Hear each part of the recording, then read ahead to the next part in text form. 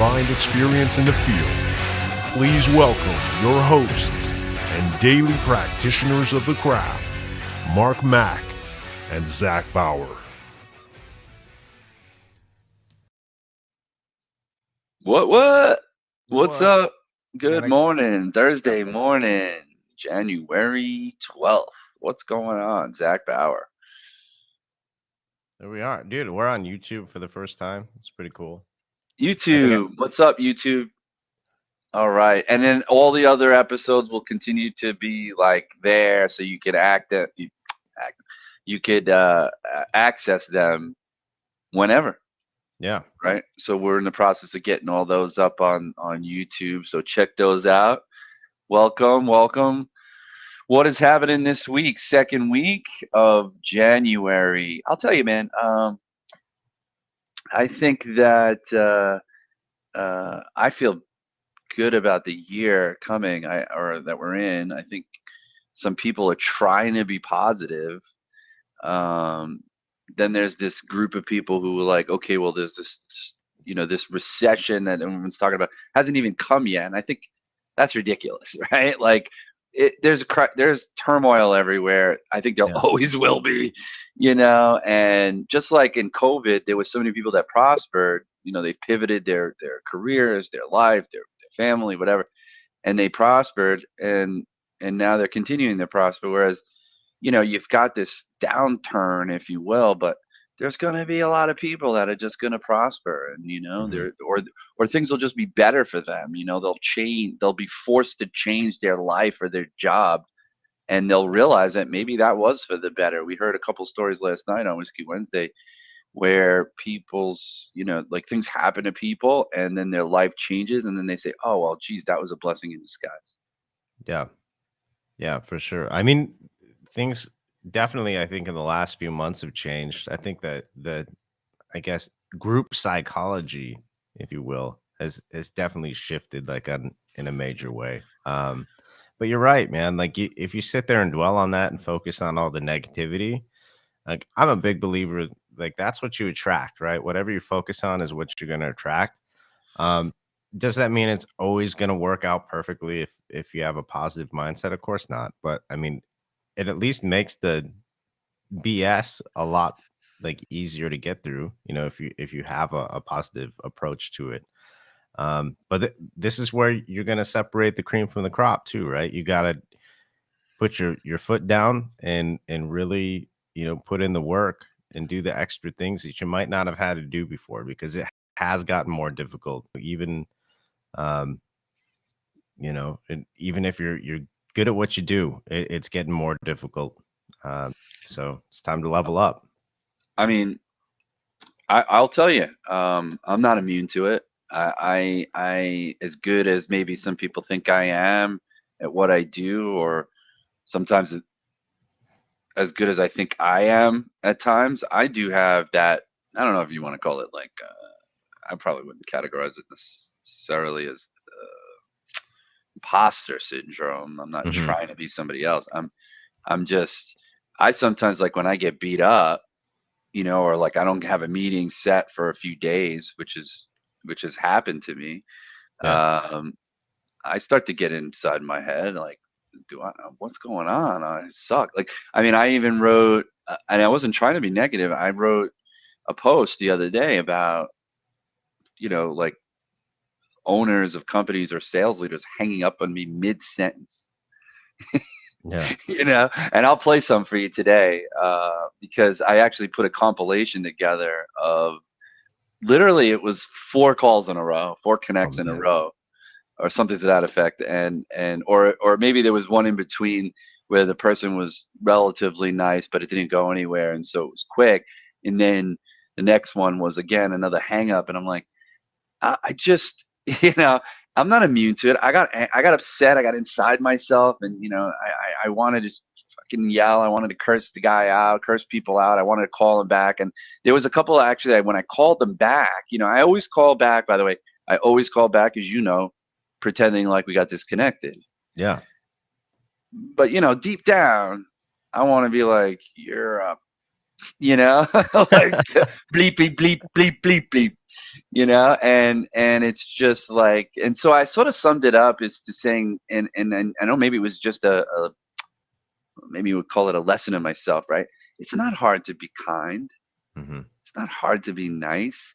And sometimes I might snap a little bit. I got that New York in me. Candace Tabor used to say I have a salty side, I'm salty. But like, it's warranted, I guess, when you do get hung up on the like 3 times in a row mid sentence. I mean, what do you think those guys are like? All right, look, I've always been someone that believes, okay, and my wife hates this. I give people the benefit of the doubt all the time. Hmm. What, like, you had a bad day, maybe, somebody peed in your Cheerios or whatever, that kind of thing. Like, you're having a bad morning, and so you hang up on a cold caller that you weren't expecting, that maybe you're in the middle of trying to figure out an equation, and I called, and despite how nice I sound or whatever, it's like, "Ah, I can't listen to this guy," and he hangs Hmm. up, right? I guess I could bear with that a little bit, but it just seemed like when you get so many in a row, you're like, what's wrong with people? Like, is something going on? Is something in the air? My mother used to say that. There's something in the air. Yeah. Yeah. I mean, everybody has bad days and bad moments, right? I mean, I've definitely had situations like that where I've called people back, after they chew me out, or, it sounds like I wrecked their day. And then it's a completely different conversation, just total 180. Um, When you say but calling yeah, back, do you mean like a minute later or s- like a couple of days or a week later? it depends. I mean, I've got some where I've called them back immediately, where it's like a disconnect, and then Yeah. other times, you just let them cool off, Oh, yeah. and call them back a few days later. It all They depends. don't Like, I remember. think a lot of that is situation dependent, right? Like, how do they hang up on you? Sure. If it's like a very abrupt, like mid sentence click, like that, definitely gonna call them back, right? Absolutely. But if it's Absolutely. like, Because you could claim that it was a disconnect because you're the one talking when they hang up. So how yeah, do you know? Like, no, see, the logic behind that follows the suit with, if you're not really interested, you wait till that person finishes talking, which may or may not be within a couple of seconds. hmm, And then you say, no, thank you. Have a nice day. And then you hang up professionally like a normal human yep, being, not just click. I don't even do that, even to the ones that like are, have bad English or whatever that call you, like, because those are annoying because I don't understand what they're saying. But like, I'll even wait and I'll just be like, oh, I'm sorry, no, I'm not interested. And then I'll hang up. And I'm not like not interested, yeah, that like, that like, I never understood. Like, why do you answer your phone in the first place if you're gonna be that angry if it's a call you didn't expect? Why do you even pick it up? Just let it roll to voicemail. You know? right, That, exactly. Exactly. Look again, and I think it's funny in that post, Ryan Reiser, we love Ryan Reiser, a cold caller extraordinaire, of course.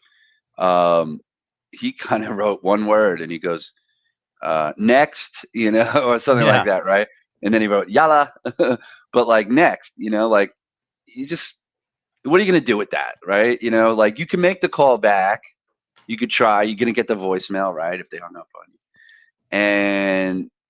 And it's like, um, you could leave the voicemail. I do. I'll say, I don't know if we got disconnected or not, but really, I was just reaching out, to see if we could start a conversation. Here's my phone number, right? And it's like, of course they're not calling you back, right? And mhm, and they don't pick up. But there's one, and if they do pick up, then it was legitimately like something went wrong, and like usually they're like, oh no, I didn't, yeah, I went into a bad area, or it was on my side, like maybe the tech mm. just dropped the call or whatever. It's not unusual, but it's more unusual than when they just hang up abruptly. So, but like, again, you said mindset, right? It is that, like, you can't dwell on it. You can't let it get you down. I'll be honest, I've been a little, like, in a little slump, I guess. I've been trying to get our cadences squared away. We had them, we were switching away from one technology back to Sales Loft, and And so, I'm in the process of, rebuilding out the cadences and things. So it does consume some of your time during the day and sourcing and stuff like that. And it's just like when you have to do that, when you don't have ops Mhm. like you guys, like, we got to do everything ourselves. You don't always have, you think, oh my God, what did I do today? You made 3 hours of calls. What did I do the other 5 hours? And I'm like, well, sourcing, LinkedIn, you want me to get social, you want me to get other stuff going on. It takes time, it's funny. I watch, I mean, we have three different skill sets, right, in our team, and different levels. And so, like, Josh will run through, like, his thought process when he looks at, like, when he's trying to maybe craft a personalized email, let's just say, for argument's sake. And, Yeah. he'll go, oh, I go here and I look at this, and then I think, okay, blah, blah, blah, blah. And meanwhile, we have one kid who's a little younger, and great guys, definitely has some experience, even though he's young, he's been like, BDRing for like a few years now. I can only imagine, like, he doesn't have necessarily the business acumen to think that way and that quickly, Mhm. and so I respect that. And so I say, well, hey, as it takes you 3.5 minutes to craft that email, it might take Corey, 10 minutes, and it might take me 7, and so I'm like, and when you think about, okay, well, how many do you want to accomplish? He's like, I think you get like 40 in, Yeah. and I'm like, 40? I'm like, it took me a half an hour just to write 10 of them or 7 of them yesterday. So I'm like, 40 is not happening, Yeah. and so, I mean, it's happening because, you just have to realize you can't do too much customization. And yeah, we're having that little kind of discussion, personalization versus relevance, which always comes up. And I don't know if you want to share any thoughts about that. Yeah, it's funny. I do, because I got an email this morning, actually from some company. I'm not gonna call them out, but this company does like personalized, right? Like photos. They kind of move a little bit and they put your name, they plug your name in it, right? So it's like very eye catching. Whether Hmm. they send an email, it says, hey Mark, uh, you know, virtual coffee type of thing. They're holding up this little sign, right, dancing around. Kind of cool stuff. But the thing is, I'm looking at this email, and the whole idea is the human brain processes images, so much faster than text, and yada Six. yada yada, right? Right. Which is true. But the funny thing about this email is it's like a wall of text, right? So it's like 4 paragraphs of stuff. Then it gets this cool little image, right? Which I think is awesome. And then at the end, it's The like thumbnail. yeah, like a little thumbnail deal. And then, and I didn't click it, but then it's, do you want a virtual coffee? Yada, yada, yada. So, like, to me, it's cool, but it's also kind of like a novelty, right? Because I've seen it before. Like, Oh, the tool's a yeah, novelty. that it's maybe to people that don't, I guess, live in this world or like get emails like that frequently, maybe that it stands out Hmm. a little bit more. But the thing is, like, to me, that's not personalization, right? Like plugging my name into a tool and then like sending me an image. It's cool. It catches my eye, but there's a difference between that and personalization, because what the email didn't do is speak to any of the problems that I might deal with in traditional outbound, like some of the things that we were just talking about, right? Getting hung up on, getting, people pissed off, and getting emails not read, things like that. Like, those are actual problems that could have been highlighted. And to me, that would Hmm. be more personalized, because those are pains that I Sure. feel like day in and day out. So if you're watching this, dude that sent me that cool email, um, include some of that stuff, because yes, like, my name is personal to me, right? But it doesn't take a whole lot of effort to plug in somebody's name.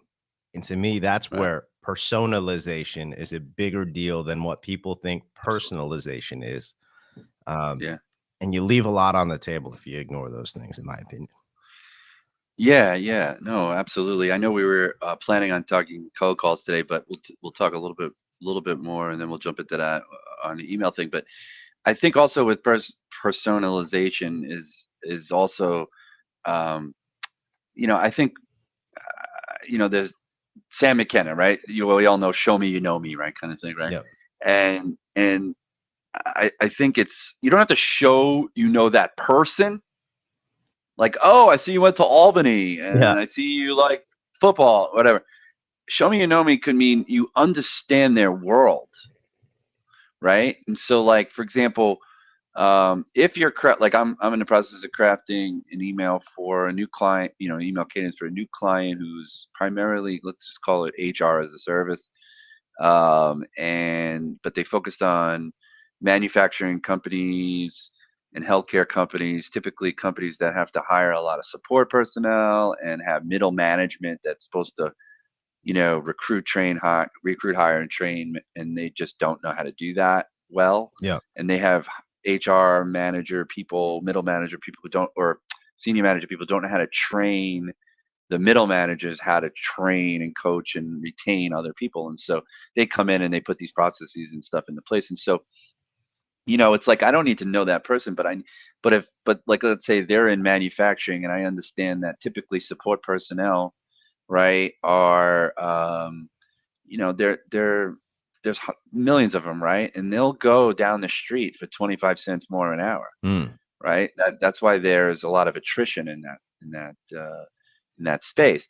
And so if you just even acknowledge that, and then you say, like I wrote an email yesterday, oh, I see you've been running this company for 17 years. As you guys scale beyond what my data tells me is 15 million in revenue, I know it becomes increasingly difficult to hire, recruit, hire, and retain Hmm. really good top customer support personnel. They typically go down the street for 25 cents more.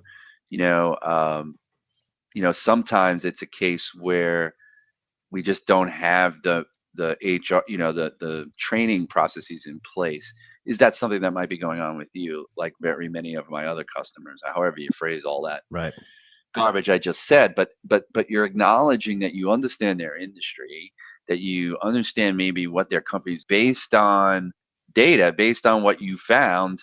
Like, you could go on any of your data sources, going to give you revenue, right? Hmm. LinkedIn will give you employee growth, right? It'll also tell you how many employees roughly that they have. Always add like 15% on top of what LinkedIn says, right? Especially if it's manufacturing, because half the people working on the floor are obviously not going to, probably their blue collar workers probably not going to be on LinkedIn. But Right.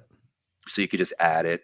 You can even guesstimate a revenue. I think the theory is, each employee is worth about 300,000 in revenue, or should be, most positions. So, like, you can guesstimate those things, and you can write a relatively relevant email, and it still make it feel like, when the person reads it, that it seems like this person, this salesperson who's saying this to me, understands my world, right? They're going to be more likely to be more. They're going to be more receptive to that than anything else. Do you write your own? You're writing your own emails, or is Ryan doing that, or do you have somebody else writing that stuff, or are you not doing emails? What are you guys doing on that side? Yeah. So right now, my big focus is just the phone, right? So we've got some things that are kind of working in the background as far as emails.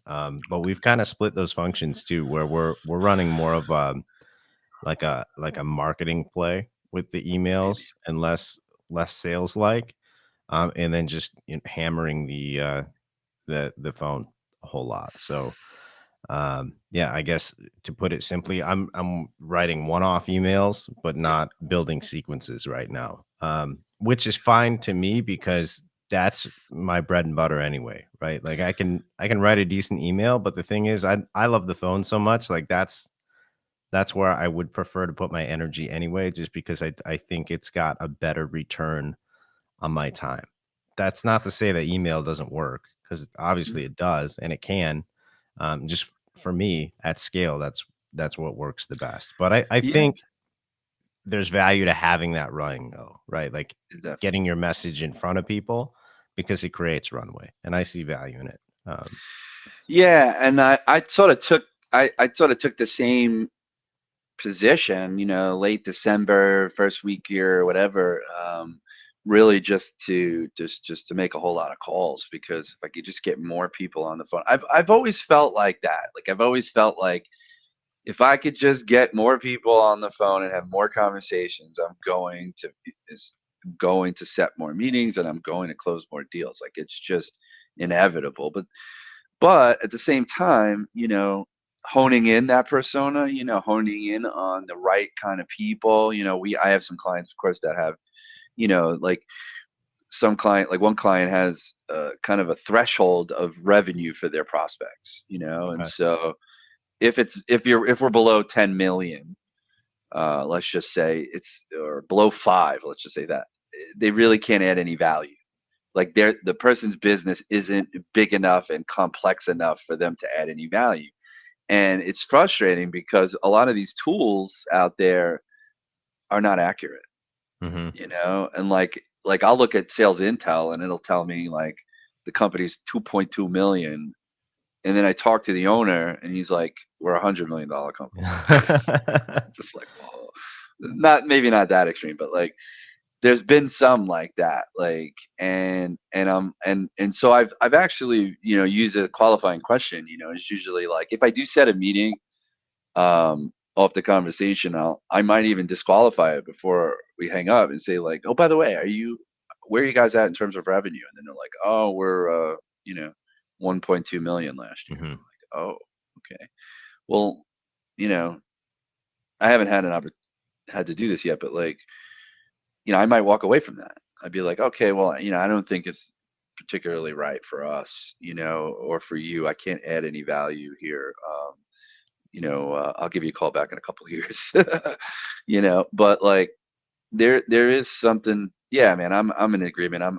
I like the phone, and I think, it's the fastest and quickest way to an answer, to an outcome, to understanding even whether or not the person that you're targeting is even in the wheelhouse, right? Mm-hmm. And so even though you target them and everything seems to be right, there could just be something about it that just doesn't work. And so I think that's the phone is like, yeah, man, I'm a champ. I'm a champion. That's why we're here. So let's break down some calls. Yeah, You for you sure. have a call that somebody sent into you. You said. Yeah, I've got one of those keyed up here, but I've also got another one. We were talking about hangups and callbacks. This is a video that I was working on putting together, at least the call that's in this. I was going to put this together and share it out, and I never got it finished up. So what I want to do is share it with you all, Mhm. and then we can go through it, because this is one of those times where it's just a hang up and shit goes sideways really quick. And just show you how I work through that one. So here it is, Right. without further ado. If we can. If you're selling me insurance, I'm not interested, and please lose my number. Hey, it was actually about your.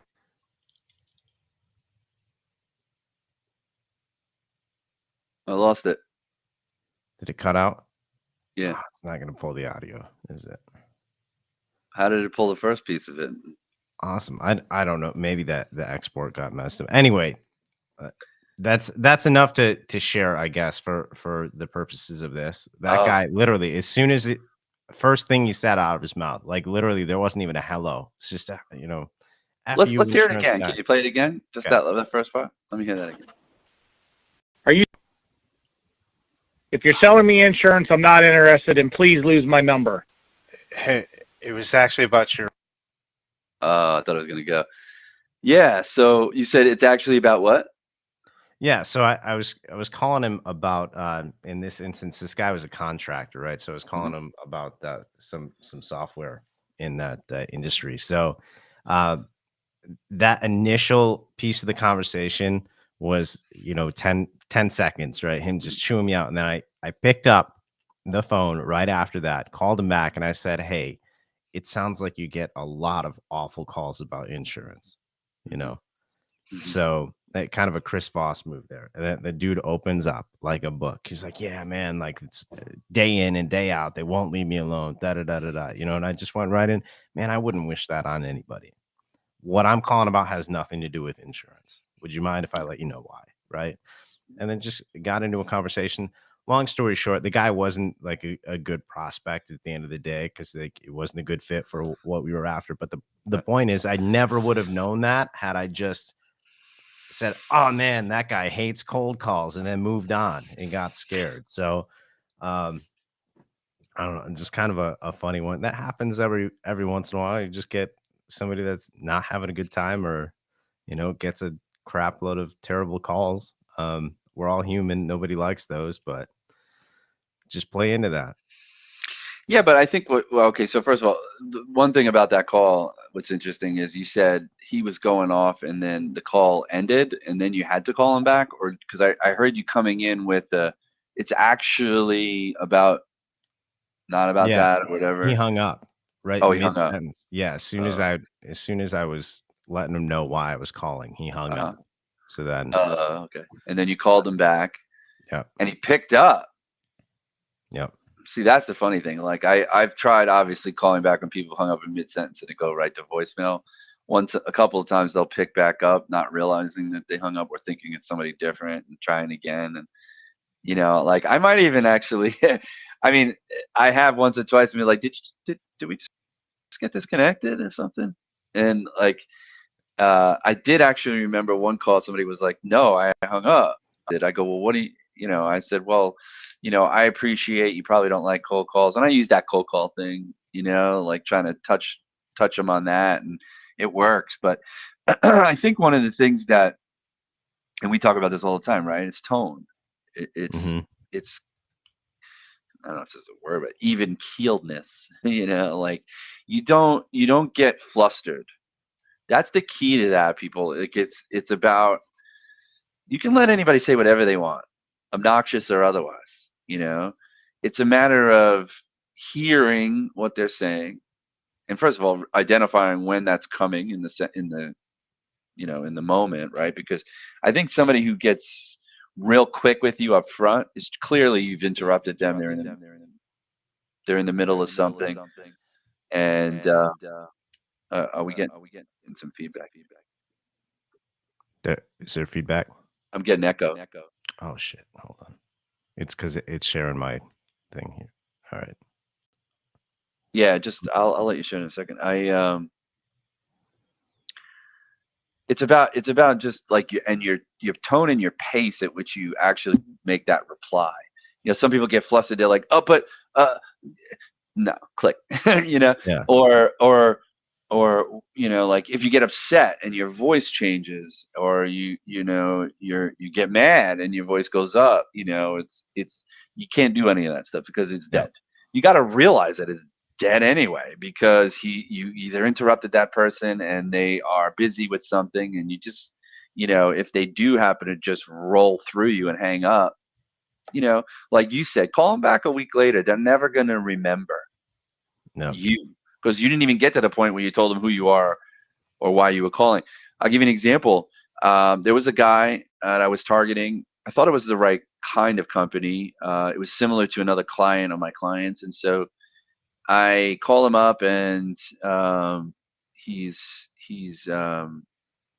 yeah, like one of those things where he just hung up on me a little bit, or like mid. I don't know if it was mid sentence, or no, we talked, but he couldn't talk too long, and so we went, and I've been trying him back and trying him back and trying him back. And then I called him, and I said, hey, Anoop, my name is Mark, blah blah blah.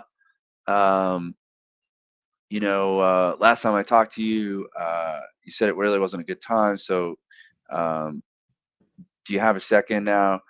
Who is this? And I said, oh, well, yeah, my name is Mark again, and I'm with so and so, and the reason why I was reaching out was, and then he hangs up, and I'm like, again, this is. Yeah. I was like a little upset about it because he was like receptive to hearing me. Like, why are you calling? And then I only say like 5 words, and you just hang up. And so I call him back, and I leave a message on his voicemail because he clearly hung up on me, right? And I said, hey, Anu, listen, man, if it wasn't a good time to take my call, I know it was cold. You could have just told me. Um, you know, I literally said, it's kind of rude that you just hung up on me, but hey, man, I understand. If you do want to call me back for whatever reason, here's my number, here's my website. And he called me back. Actually, I think like a couple hours later, the next day, And he literally called me back 3 times until I picked it up. Oh wow. Yeah. Like I just didn't answer this California number or whatever it was. And I went to voicemail, and he called me back again, and I did it again. And then he called me back a 3rd time on the same phone number. So I picked it up, and he goes, "Who's this?" And I said, "My name is Mark." And he goes, "I got a call from you, right?" And like not even acknowledging that he hung up on me, right? And I don't know if it was that he just was looking back in his phone on his missed calls or whatever, or he saw the voicemail maybe and he didn't listen to the voicemail, but he just called me back. And he's like, he's calling me, and he's asking me who I am, right? And Yeah. so I'm like, I said to him, I go, I actually turned to him, like he might have hung up on me, and he says to me, and this is what blows my mind. He says to me that like he doesn't admit he hung up. He just said, I didn't know you. I don't know you. Tell me what you're calling about. I don't know you. But I was telling him why I was calling and who I was when he hung up on me mid-sentence. Yeah. So now you're asking me again, and you're actually forcing me, because at the moment when he called me back, I didn't know it was him, right? I didn't know it was that same guy. Yeah. So, and I didn't really recognize his voice. And I said, well, who are you? Who am I speaking with? And he finally tells me. So I'm like, so now I'm able to understand what's going on. Right. And I said, yeah, Noop, what's going on, man? We spoke a couple of times. I just called you back a little while ago. And, I was telling you why I was called, but you hung up on me. He goes, yeah, but who are you? And why are you calling? It was so weird. And then finally, yeah, I know. And finally I got to tell him, and he started to think about it a little bit. And he actually, elicited some information about his company. No, I work with my son, and he's our finance guy, and this and that. And so we got into this conversation. It wound up like similarly. It wasn't necessarily a great fit, but it was a long shot. Call people back. I mean, look, I practically insulted him on the voicemail, and he called me back. Yeah. Blows my mind. See, you said you've got a little compilation there. I am itching to hear what you've got. Let's see. Let's hear it. All right, I'll play it for you. Oh, I don't know. Hold on a second. Oh, it won't. Oh, hold on. It's because mine was sharing. It probably blocked it. No, I can do it. Hold on. It's just.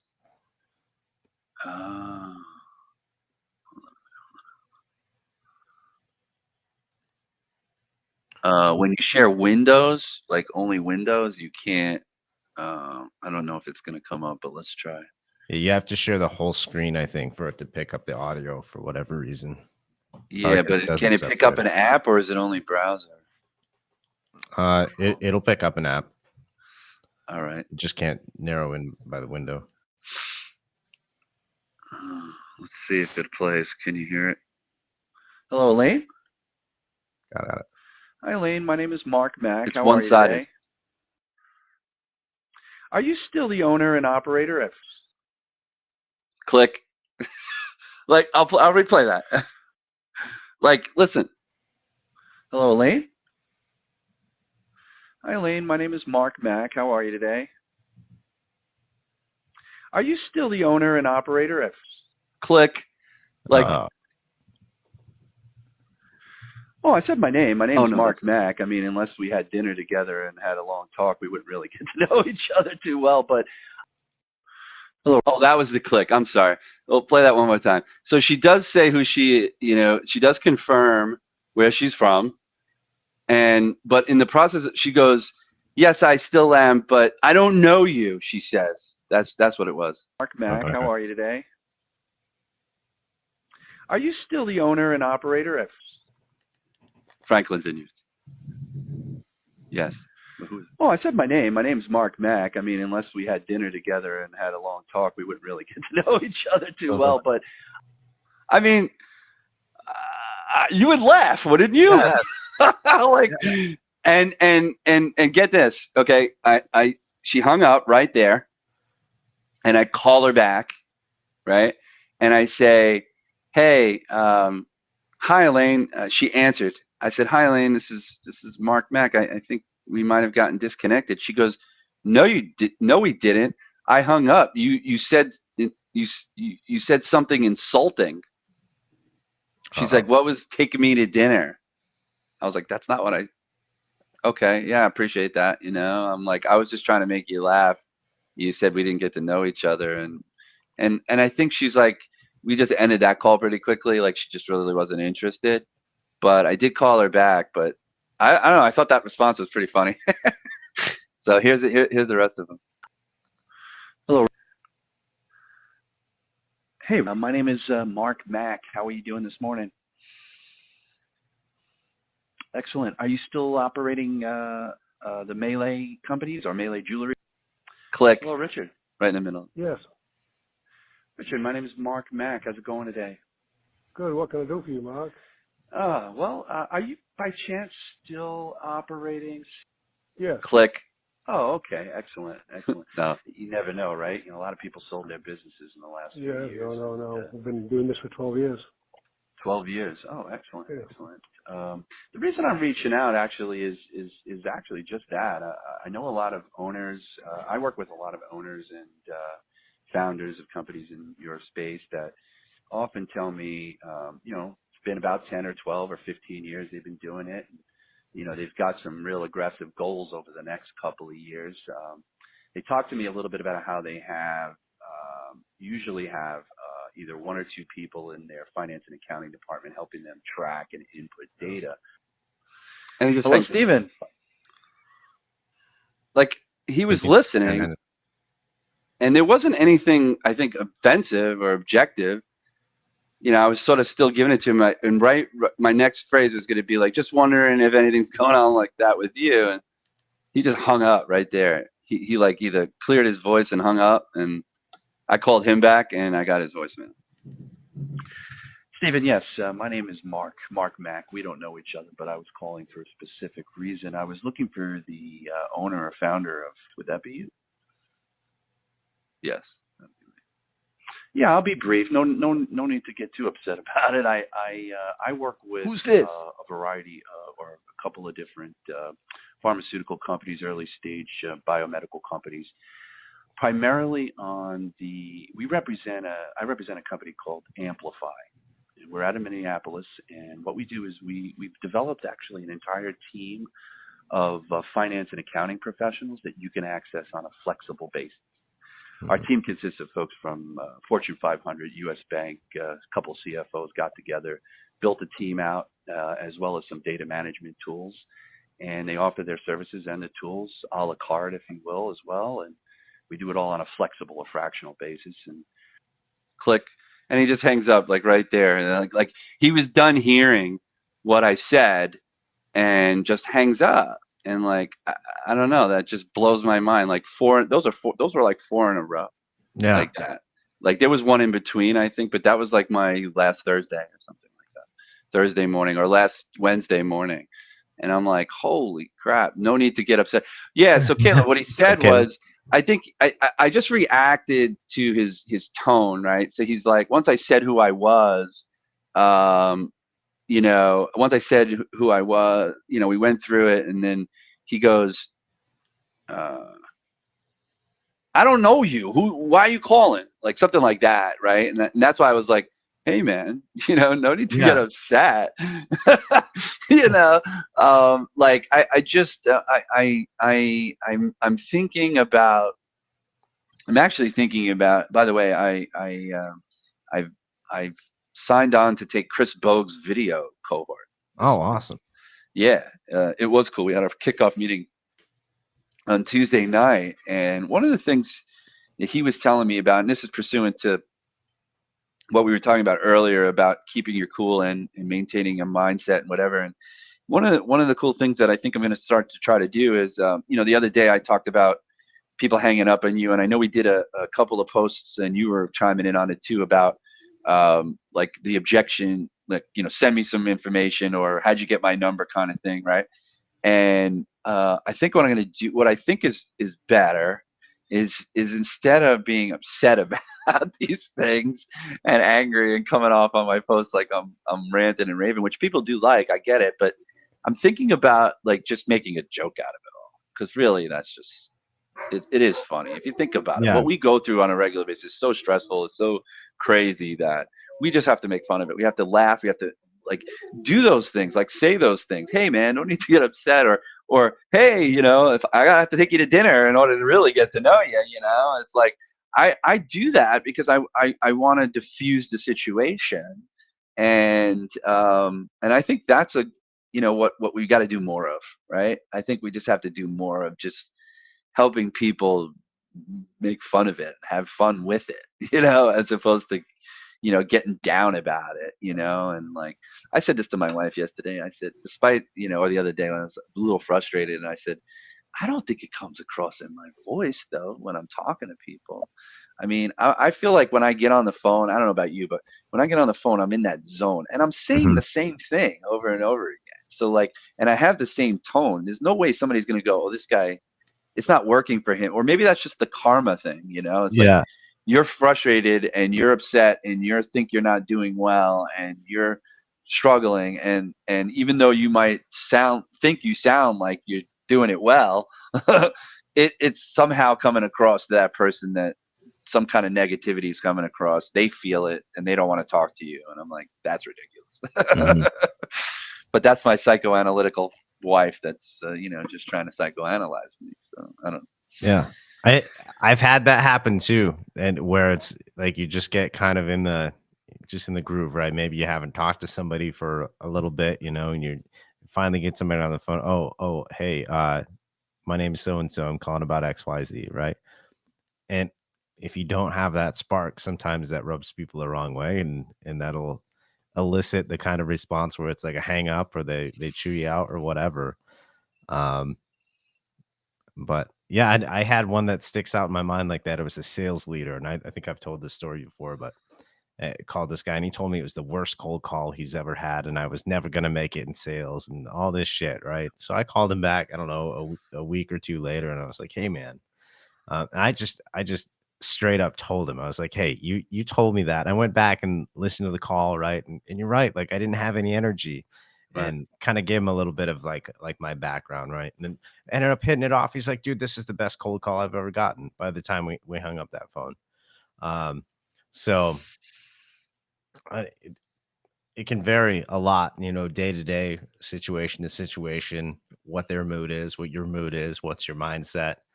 Yeah. Um, but yeah, just don't be afraid to take another swing at the end of the day. And that's Yeah. proof right there. All those calls that you had, people hanging up on you, but you're still at it and still making it work. And you can say the Yeah. same I thing.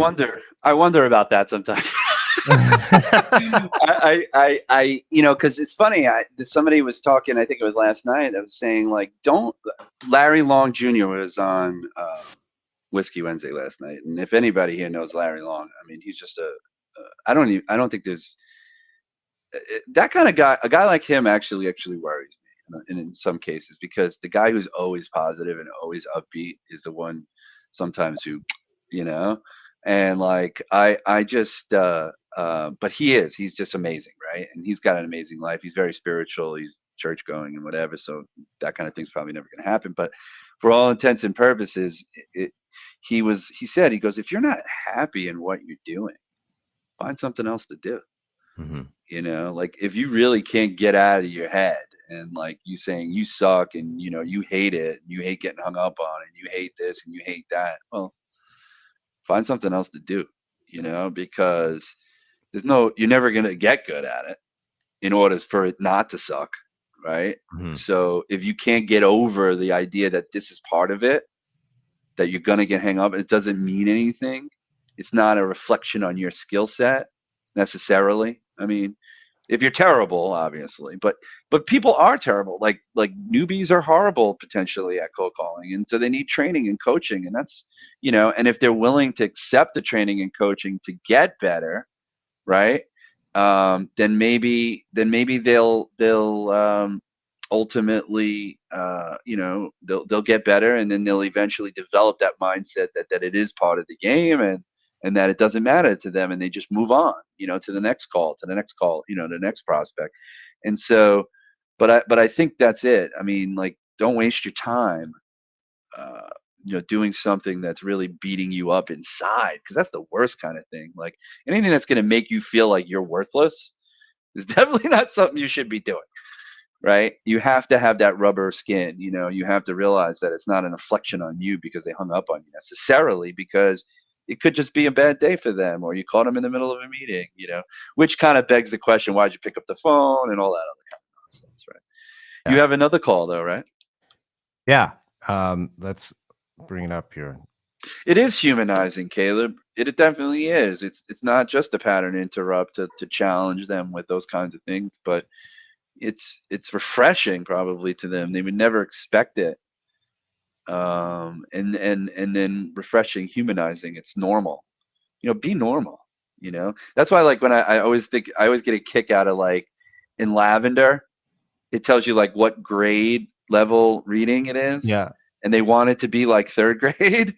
And yesterday I looked, Josh wrote an email and I just lavendered it and it was 78, right? And it said it was a 12th grade reading level. Oh no. Basically saying no one's going to be able to read this. And I'm like, well, you hope some of the people you're sending it to have more than a 12th grade reading level. Yeah. Yeah, that's funny. Caleb, check your DMs. I sent you a message. I was gonna have him come on and do a call breakdown with us because it'd be fun. Yeah, let's do it. So I don't know. Maybe he's making real estate calls now. Wow, doing real it's so funny. He's an interesting cat because he didn't really announce after he left Celtics. He didn't really announce what he was doing. Like he didn't do that old traditional, like, oh, I got a job here, and that whatever formatted new job thing, right? That people post. He just started like in his post, his normal post, he was like, had a call today, blah blah blah, $2.4 million listing, and we're like, no big oh, deal. so you're doing real estate? Like, and he didn't even respond to me. He's like as if that, duh. He's gonna be on It's gonna be on Bravo on $1 million listing here in a couple weeks. Oh, I love that show, dude. I'm addicted to that. I think it's the stupidest thing to be watching, right? Because it's so, like, not that it's unrealistic. I mean, it's unrealistic for most people, but like it's not. It's real, but it's I don't know. I watch it to get jazzed, to get juiced, to like. I'm never gonna afford the. Well, I shouldn't say that, but maybe one day, but like I don't see my stinking thinking going on, Mark. Come on, No, that's what we're talking about. Even if I could afford it, I'm not going to be rolling around in a Rolls Royce. I don't even know if that's their cars. I think that might even just be given to them because he's in a different. That guy Josh is in a different car like every time. A Ferrari, a Porsche, this and that. But he has that Rolls with that ragtop Rolls, which is mint. And then the last episode I just watched. Him and his wife and that other chick Tracy driving around in it, and I was like, damn. I was like, but I watch it for the houses. I'm just like, I love the houses. Like of course, they're all monster, beautiful, sick houses, but each time it's just better and better. Like, what can we do? Like it's so amazing. So yeah, it sounds like he's selling $1 million real estate also, which is fantastic. And what's cool? I really think, like, being a BDR has its privileges, has its ups and downs. But there is, I was thinking last week when I was in this kind of rut, I was like, I wish I was just an AE, just getting demos, served up to me every day. And then I thought to myself, well, I couldn't just do that, right? Yeah. Like I would probably be prospecting too. And then somebody, I don't know if I was talking to somebody when we were discussing this, but he was like, that's what would make you a fantastic AE, because you would do your own prospecting, and then you'd still have the ability to, focus on closing and stuff like that. And so I want to just close for carrot, really, ultimately at some point, but which I am doing, but like I'm more focused on the customer now, the client. Mm-hmm. So it's been, back to the old, same old. And it's interesting because it's just like there's such a difference, like you move into that role and now all of a sudden your calendar is filled with meetings. Yeah. And then it's like, how do you find the time to prospect? Yeah. And you definitely shift gears quite a bit And yeah, if you've got a full calendar, that's a good problem to have, right? Yeah. That means you've got a good product or a good outbound team or both. Yeah. Let's listen to that other call. You have All that right, queued up. cool. Yep. We're over a little bit on the time, but we started late. So. Yes. Yeah, hey, it's Austin, and I know you weren't expecting my call. You mind if I let you know I'm reaching out? What's up? Yeah, so I'm with The Line, and we're an all-in-one cybersecurity audit firm. We work with you from readiness to certification. I'm curious, are you still responsible for handling audits like SOC, ISO, PCI DSS? Yeah, but we've contracted with other firms and we're fully staffed for that. But thank you for reaching out. Yeah, definitely. And when you said contracted for the firms, like how long are you contracted for?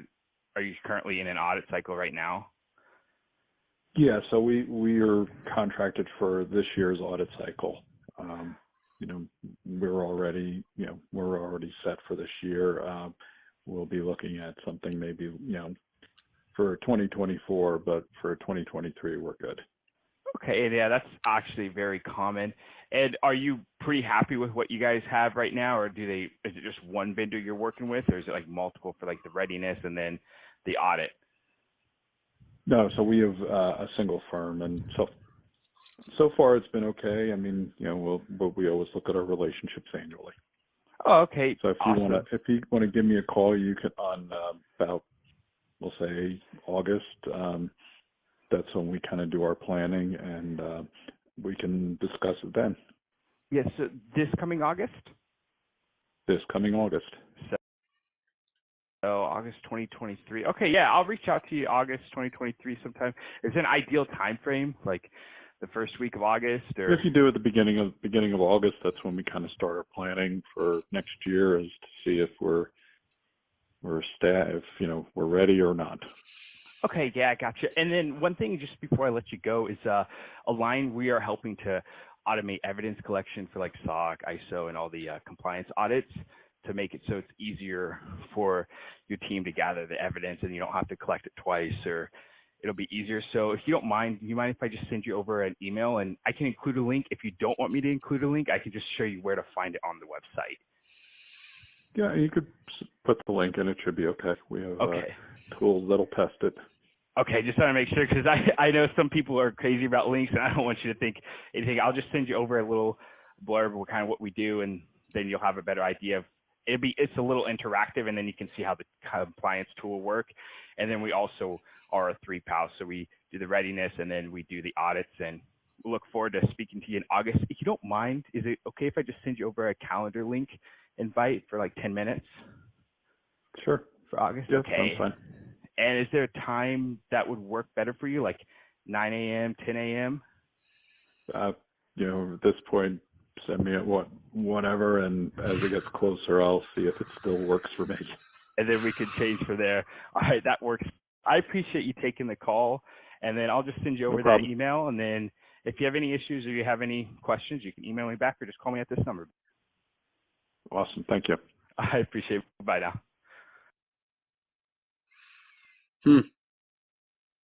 I'd like to hear your thoughts on that first. Okay. So the one thing that sticks out to me the most early on, and this I'm going to start here because I think this is the most simple adjustment. But first, I want to highlight that Austin did a good job of kind of making his call relevant, right out of the gate, talking about some of the technical terms that resonate with that persona, right? The SOC, audits, being in an audit cycle, right? I don't live in that environment, so like, but I can tell, right? There's some background and understanding there, which is really good. The thing that I would adjust out of the gate would be the tonality in terms of making that initial statement. I'm with company XYZ, right? You'll notice the way it's approached, it's a bit of like an upspeak, right? Mm-hmm. Which to me feels like a lack of confidence, right? And that's how that can be perceived, even if that's not the case. So going in, I'm with company XYZ. Here's what we do, right? Yeah, Uh, he had a little bit of like, I'd call that like, it almost sounded like either he was trying to ask the person with the tonality, he was trying to ask him if he knew who we were, mhm. or he was almost like, one might read it as he was unsure, like he was like, I'm with so and so, like Yeah, as in like, are you sure you're with that? yeah. So yeah, That's I think that's the biggest thing because if you're gonna falter on a cold call, that's typically where it's gonna happen, right? That first like few seconds, and you've got to be so spot on and capture that immediately. I mean, but right after that, prospect went to shut him down and said, "Hey, I'm all set, good to go." Austin did not let that phase him. He kept trucking, which I right. love. Followed Mhm. it up immediately with another question, opened the Mhm. guy up and kept the call going. So Yeah, um, yeah, a couple of really nice things to pull out of that. And yeah. yeah, what are your thoughts, Mark? Yeah, I agree. I agreed with the uptone. It's a little bit of unsurety. You want to establish that you know who you are and what you do, and you know that you probably have a solution if he has a problem that you could solve, that kind of thing. And so, you don't need the question, do we know who you are? It's like saying, I'm with, I'm with Salesgevity. Don't you know who we are? It's like, that's a, people think that's like a familiarity thing, and it's a waste to speak. You're Yeah, wasting and 15 or 20 seconds just going through that rigmarole, right? Um, I think it was pretty good. No, I loved how he transitioned into like didn't let him hesitate. Oh, so is that a cycle for you or whatever that was, right?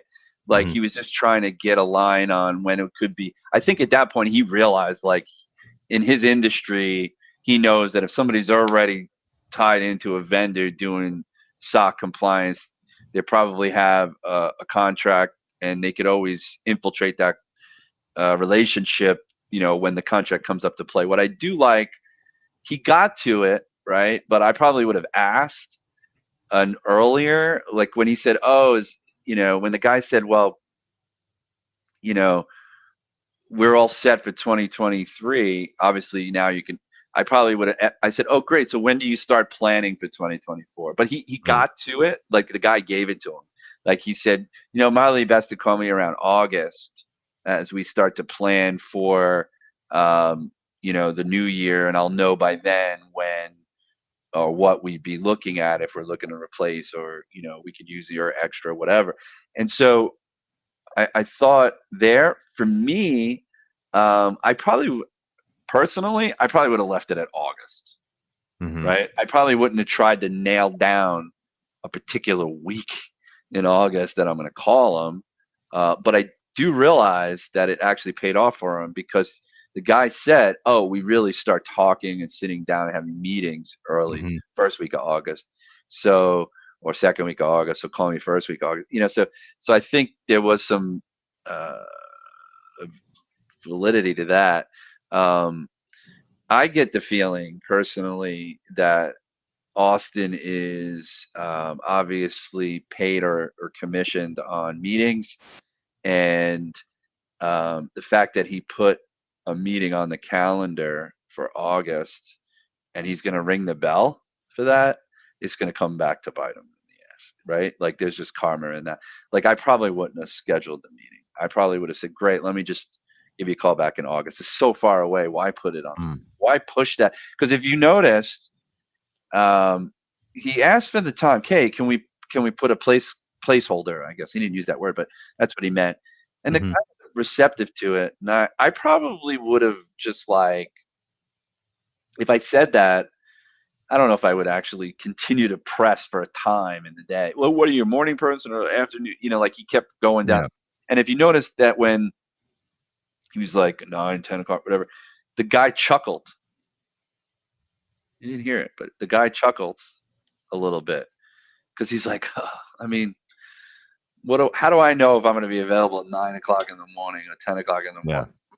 And 10 months now." that's one of those if you are gonna do that, that's where it makes sense to say, I'm gonna send you a calendar invite for 10 o'clock on whatever day. Just right. you know, if we have to adjust later on, I get it. It's 8 months away. Like, no Yeah. worries, right? Don't press them for Yeah. the time, the specific time and day, because it doesn't make sense if it's 9 months away. That would be the adjustment I would have made. I would have probably digressed out of that call and just been like, great, I'll follow up with you in August. Oh, Mhm. first week of August, great. That's when you start. Excellent. Yeah. So you call them in July. You call them at the end of July, and you schedule an actual conversation for second week of August after he's already had 2 meetings and they figure out exactly what their roadmap is. Now Mhm. you can actually have a meaningful conversation with them, right? I wouldn't have pressed all the way to the end like that, but it was a great call, great tone. He stayed with it, although there is, I don't know him that well, but I, I I think there is a little bit of excitedness in his voice. I think that just comes with experience again, and just consistency of doing it over and over again. He did sound to me a little excited, a little rushed, a little excited. I don't know. Yeah. I think he Uh, could have paced it a little bit slower. I don't know. And My that's what opinion. I say. Like, he knows what he's talking about, right? Yeah. Austin does, which is good, and that's why there's just those tiny little adjustments that you can make, because I think he's got the foundation, he's got Mhm. the guideposts to hit, right? Mhm. I'm always talking about that, but they're like checkpoints, right? And he knows what to do in that situation.